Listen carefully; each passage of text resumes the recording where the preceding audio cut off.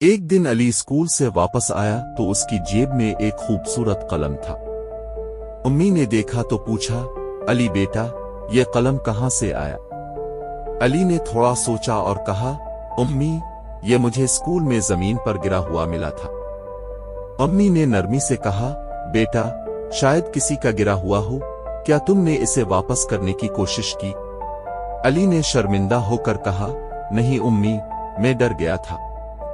امی نے پیار سے علی کو سمجھایا، سچ بولنے والا ہمیشہ اللہ کا پسندیدہ ہوتا ہے، اور جو چیز اپنی نہ ہو اسے واپس کرنا بہت ضروری ہے۔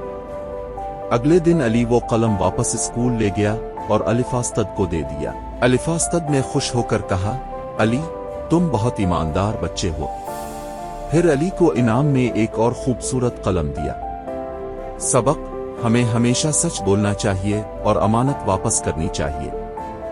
سچائی کا پھل میٹھا ہوتا ہے۔